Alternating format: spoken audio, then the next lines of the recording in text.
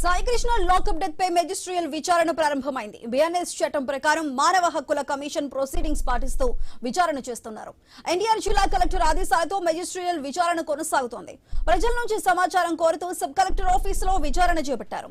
సాయి కృష్ణ కేసులో సమాచారం తెలిసిన వారు వచ్చి సాక్ష్యాలు సమర్పించాలని సూచించింది. సబ్ కలెక్టర్ కార్యాలయానికి వచ్చిన సాయి కృష్ణ తల్లి విజయలక్ష్మి కుటుంబ సభ్యులు అక్కడికి చేరుకున్నారు.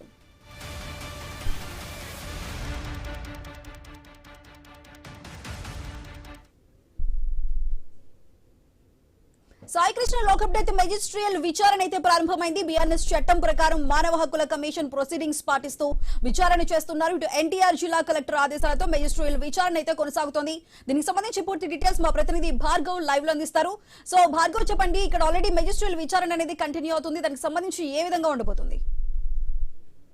ఖచ్చితంగా కూడా అటు చట్ట ప్రకారం జరుగుతున్నటువంటి విచారణకు సంబంధించి ఒక స్పష్టత అయితే ఈ రోజు కనిపిస్తున్నటువంటి పరిస్థితి ఉంది. ఏదైతే సాయి కృష్ణ లాకప్ డెత్ కి సంబంధించి మిస్టరీ కేసులు ఛేదించేందుకు ఇప్పటికే అటు సిట్ విచారణ జరుగుతున్న నేపథ్యంలో ఇప్పుడు మెజిస్టీరియల్ విచారణ అనేది కూడా ఈ రోజు స్పష్టంగా కూడా ఇందులో ఉన్నటువంటి ఎటువంటి దాంపరికాలు లేవు అనేటువంటిది, అలాగే పూర్తిగా పారదర్శకంగా విచారణ జరుగుతుంది అనే దాన్ని కూడా తేటతెల్లం చేస్తూ ఈ రోజు ఎన్టీఆర్ జిల్లా కలెక్టర్ ఇచ్చినటువంటి ఆదేశాలు కూడా మనం చూడొచ్చు. జిల్లా కలెక్టర్ ఆదేశాల మేరకు ప్రస్తుతం విజయవాడ సబ్ కలెక్టర్ కార్యాలయంలో కూడా విచారణ ప్రారంభమైంది. ఇప్పటికే గాదే సాయి కృష్ణ తల్లి గాదే విజయలక్ష్మి గారి కుటుంబ సభ్యులు సన్నిహితులు కూడా సబ్ కలెక్టర్ కార్యాలయానికి చేరుకున్నారు. మరోవైపు ఈ కేసులో ఏదైతే సాయి కృష్ణ మిస్సింగ్ కి సంబంధించిన వ్యవహారం ఉందో, సాయి కృష్ణ అసలు ఎక్కడున్నాడు, ఒకవేళ మృతి చెందితే అతని మృతదేహం ఏమైంది, అతని ఆచూకీకి సంబంధించి ఎవరికి ఎటువంటి సమాచారం తెలిసినా సరే వారు వచ్చి మ్యాజిస్ట్రేట్ ముందు అన్ని వివరాలు కూడా వెల్లడించే విధంగా కూడా ఈ మెజిస్ట్రేట్ విచారణ అయితే కొనసాగబోతుంది. ప్రస్తుతం వారి కుటుంబ సభ్యులు కూడా వచ్చి వారి దగ్గర ఉన్నటువంటి కీలక ఆధారాలు ఏవైతే ఉన్నాయో,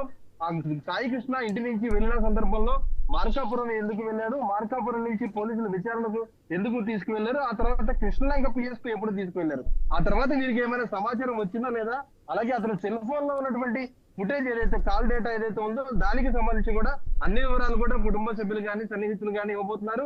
దానికి సంబంధించి కూడా ఈ రోజు మెజిస్ట్రియల్ బృందం కూడా విచారణ చేపట్టబోతుంది. ఎందుకంటే రాష్ట్ర వ్యాప్తంగా సంచలనం సృష్టించినటువంటి ఈ కేసు సాయి కృష్ణ మిస్సింగ్ కేసుకు సంబంధించి పోలీస్ స్టేషన్ డాబా పైనే, బిల్డింగ్ పైనే అక్కడ ఉన్నటువంటి ఆ బూడిది కానీ చితాభస్మంగా అనుమానిస్తూ, అలాగే ఎముకలు కానీ, అలాగే ఒక బ్రాస్లెట్ కానీ గుర్తించడం, ఆ తర్వాత ల్యాబ్ కు కూడా దాన్ని పంపించడం అయితే జరిగింది. దానికి సంబంధించి డిఎన్ఏ టెస్ట్ కు సంబంధించి కూడా పూర్తి పరిశోధన కూడా కొనసాగుతుంది ఎఫ్ఎస్ఎల్ ల్యాబ్ లో.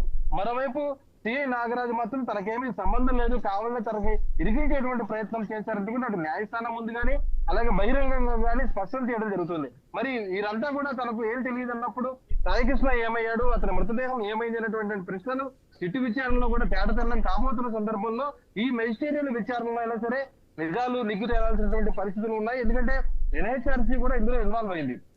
మానవ హక్కుల సంఘాలు కానీ మానవ హక్కుల కమిషన్ కానీ ఇందులో ఇన్వాల్వ్ అయ్యి సాయి కృష్ణకు సంబంధించి వేసినటువంటి గాదే విజయలక్ష్మి వేసినటువంటి హెబియస్ కార్పస్ పిటిషన్ నేపథ్యంలో కూడా సాయి కృష్ణకు ఆచూకీ కనుగొనాల్సినటువంటి బాధ్యత ప్రతి ప్రభుత్వం మీద కానీ అటు పోలీస్ శాఖ మీద కూడా ఉంది. మరోవైపు ఎన్హెచ్ఆర్సీ కూడా రంగంలోకి దిగడంతో ఈ మెజిస్ట్రియల్ విచారణ అనేది కూడా ప్రాధాన్యత సంతరించుకుంది. ఇందులో ఎవరెవరు ఈ రోజు మెజిస్ట్రియల్కి వస్తారు, తన వారి ఆధారాలు బయట పెడతారనేది కూడా అందరూ ఎదురు చూస్తున్నారు. ఎందుకంటే వారి కుటుంబ సభ్యులే కాదు, అతని స్నేహితులు కానీ, అతనితో సాన్నిహిత్యం ఉన్నటువంటి వారు కానీ, అలాగే గాదే సాయి కృష్ణ గతంలో కృష్ణలంక పిఎస్ కు వెళ్ళిన సందర్భాల్లో కూడా అతనితో పాటు ఉన్నవారు కానీ అతను ఎవరైనా వివరాలకు సెల్ ఫోన్ లో చెప్పడం జరిగిందా అనేటువంటి అంశాలన్నీ కూడా ఈ రోజు విచారణ చేయబోతున్నారు. ఎందుకంటే సాయి కృష్ణ మృతదేహానికి సంబంధించి పోలీస్ స్టేషన్ విచారణ తీసుకెళ్ళినప్పుడు ఎవరెవరు ఉన్నారు అనేటువంటి సెల్ ఫోన్ లో డంప్ టెక్నాలజీ ఆధారంగా ఆ సందర్భంలో అక్కడ ఉన్నటువంటి సెల్ ఫోన్ నెంబర్లందరినీ కూడా పోలీసుల వాళ్ళు ఏదంటే ఇంకెవరన్నా ఉన్నారా, ఇందులో ఇన్వాల్వ్ అయి ఉన్నారా, పోలీసు ఉన్నతాధికారులు కూడా. భార్గవ్, అయితే సాయి కృష్ణ కేసుకు సంబంధించి సమాచారం తెలిసిన వాళ్ళు వచ్చి సాక్ష్యాలు చెప్పాలంటూ కూడా, సాక్ష్యాలు సమర్పించాలంటూ కూడా అడిగారు. మరి ఈ నేపథ్యంలోనే సాక్షులు ఎవరినైనా ప్రవేశపెట్టబోతున్నారా కోర్టులో? ఖచ్చితంగా ప్రస్తుతం అయితే మ్యాజిస్ట్రేరియల్ ముందుకైతే కుటుంబ సభ్యులు వచ్చారు, వారి సన్నిహితులు కూడా వచ్చారు. అలాగే సాయి కృష్ణ వ్యవహారంలో అతనికి సన్నిహితంగా ఉన్నటువంటి స్నేహితులు కూడా ఈ రోజు సాయంత్రంలోగా వచ్చేటువంటి అవకాశాలు కూడా కనిపిస్తున్నాయి.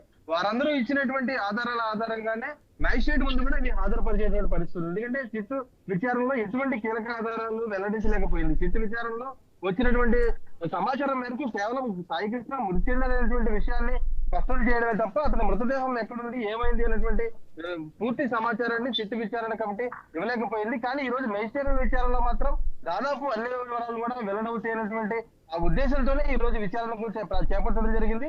సాయి కృష్ణ తల్లి విజయలక్ష్మితో పాటు ఇతర సన్నిహితులందరూ ఇచ్చినటువంటి వివరాల నేపథ్యంలో దాన్ని ఒక నివేదికగా రూపొందించి మ్యాజిస్ట్రేట్ల ముందు ఆంధ్రప్రదేశ్ అవకాశం కూడా ఉందని చెప్పుకోవచ్చు.